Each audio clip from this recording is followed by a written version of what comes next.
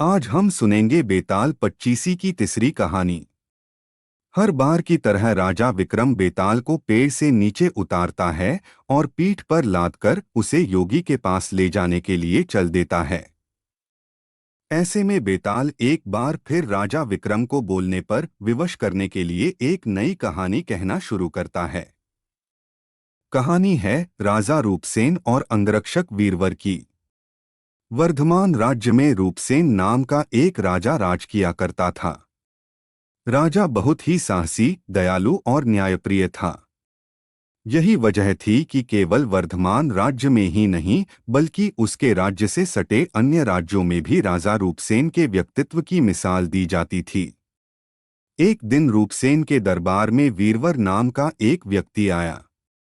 जब राजा ने उसके आने की वजह पूछी तो वीरवर बोला, मुझे नौकरी चाहिए और मैं अंगरक्षक के तौर पर आपकी सेवा करना चाहता हूँ। वीरवर की यह बात सुनकर राजा ने कहा, मैं तुम्हें अपना अंगरक्षक बना सकता हूँ, लेकिन उसके लिए तुम्हें अपनी कार्यकुशलता सिद्ध करनी होगी, ताकि मैं यह तय कर सकूं कि तुम मेरे अंगरक्षक बनने के लायक हो भी या नहीं। राजा की यह बात सुनकर वीरवर अपनी कार्यकुशलता सिद्ध करने को फौरन तैयार हो गया। उसने अपने बाहुबल के साथ अपना शस्त्र कौशल भी दिखाया। वीरवर की सभी विशेषताओं को देखकर राजा रूपसेन बहुत प्रभावित हुआ। राजा ने पूछा, वीरवर बताओ, अगर मैं तुम्हें अपना अंगरक्षक बनाता हूँ तो तुम्हें प्रतिदिन खर्च के लिए क्या चाहिए? राजा के इस सवाल पर वीरवर बोला, महाराज, आप मुझे 1000 तोले सोना दे देना। वीरवर का इतना कहना था कि दरबार में मौजूद सभी लोग हैरान होकर वीरवर की ओर देखने लगे। राजा रूपसेन भी वीरवर की मांग पर आश्चर्य में पड़ गया। हो भी क्यों न, वेतन के रूप में वीरवर ने इतनी बड़ी रकम जो मांग ली थी। राजा ने गंभीर होकर वीरवर से पूछा, तुम्हारे परिवार में कितने लोग हैं? वीरवर ने उत्तर दिया, कुल 4 महाराज, मैं, मेरी पत्नी, एक बेटा और एक बेटी। वीरवर का जवाब सुन राजा ने मन ही मन सोचा कि आखिर 4 लोगों के भरण पोषण के लिए इसे इतने धन की क्या आवश्यकता। फिर कुछ सोचकर उसने वीरवर को 1000 तोला सोना प्रतिदिन बतौर खर्च देने की बात मान ली। काम सिर्फ इतना था कि उसे हर रात राजा की सुरक्षा के लिए राजा के कक्ष के बाहर पहरा देना था। राजा यह जानना चाहता था कि वीरवर इतने धन का क्या करेगा। उसने वीरवर को 1000 तोला सोना देकर रात में नौकरी पर आने को कहा और गुप्त रूप से कुछ सैनिकों को उसके पीछे लगा दिया। वीरवर नौकरी और मनचाहा वेतन पाकर बहुत खुश हुआ। वीरवर सोना लेकर खुशी खुशी घर गया और आधा सोना ब्राह्मणों में बांट दिया। बाकी जो आधा बचा उसके 2 हिस्से किए। एक हिस्सा वैरागियों, सन्यासियों और मेहमानों को दिया। फिर बचे हुए सोने से अनाज मंगाया और बढ़िया पकवान बनवाए। तैयार पकवान को पहले गरीबों को खिलाया और फिर उसके बाद जो बचा उसे अपने परिवार के साथ बांटकर खाया। वीरवर की निगरानी कर रहे सैनिकों ने यह सारा नजारा देख जाकर राजा को बताया। राजा को यह जान संतोष हुआ कि उसके द्वारा दिए धन को वीरवर अच्छे काम में लगा रहा है। अब राजा को यह देखना था कि वीरवर अपने काम में कितना खरा उतरता है। वीरवर महल में जाकर राजा के कक्ष के बाहर पहरा देने लगा, तो उस रात राजा सोया नहीं। राजा पूरी रात चुपके से जांच करता रहा कि वीरवर अपना काम कितनी ईमानदारी से करता है। राजा ने पाया कि वीरवर बिना पलक झपकाए पूरी मुस्तैदी से कक्ष के बाहर पहरा दे रहा था। वीरवर की ऐसी कर्तव्य निष्ठता देख राजा बहुत ही खुश हुआ।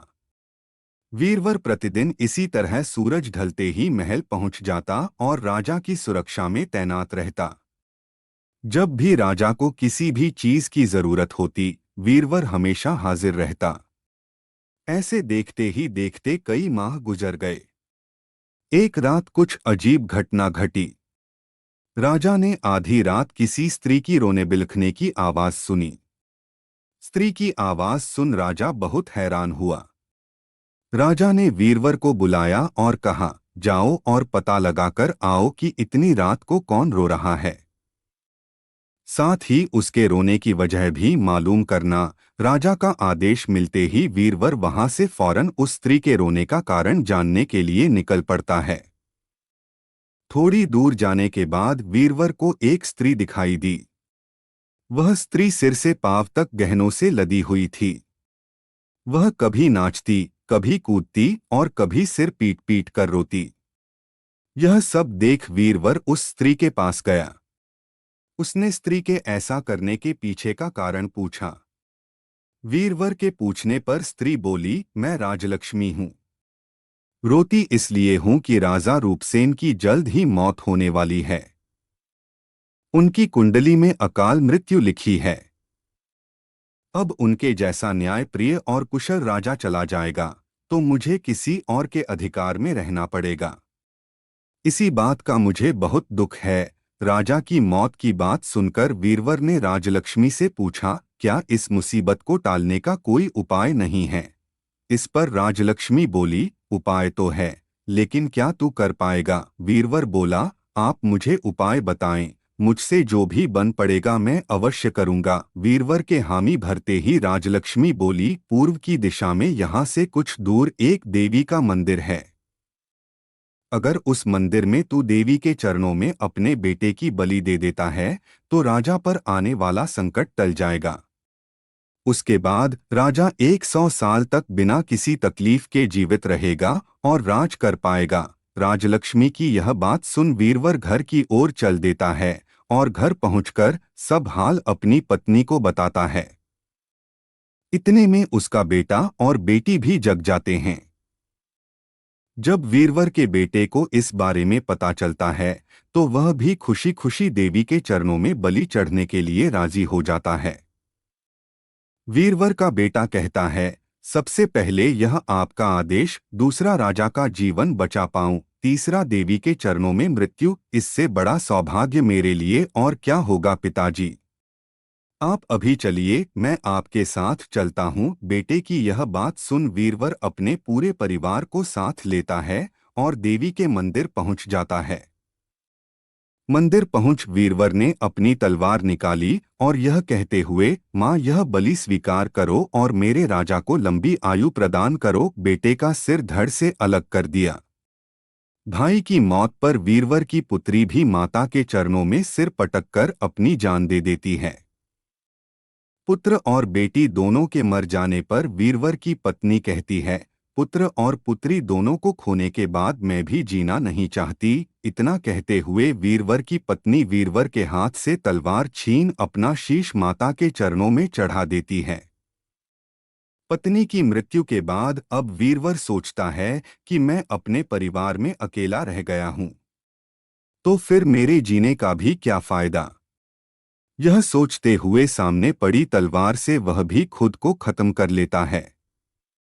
जब इस बारे में राजा रूपसेन को मालूम हुआ तो वह भी मंदिर पहुंचता है और सारा नजारा देख बहुत दुखी हुए। उन्होंने सोचा कि मेरी जान बचाने के लिए 4 लोगों ने अपनी जिंदगी गंवा दी, ऐसे में धिक्कार है मेरे राजा होने पर, ऐसे जीवन का मैं क्या करूंगा। बस यही सोचकर राजा अपनी तलवार खींच लेता है। राजा अपनी तलवार से अपनी गर्दन काटने जा ही रहा था कि तभी अचानक वहां देवी प्रकट हो जाती हैं।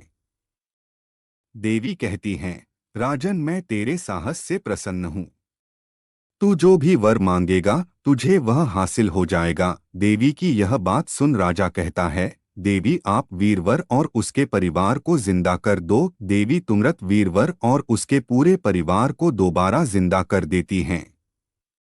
इतना कहकर बेताल बोला, बताओ विक्रम, इन सब में सबसे बड़ा बलिदान किसका? विक्रम बोला, बेताल सबसे बड़ा बलिदान राजा का हुआ। बेताल ने पूछा, वो क्यों? विक्रम बोला, सुनो, पिता की आज्ञा का पालन करना पुत्र का धर्म होता है।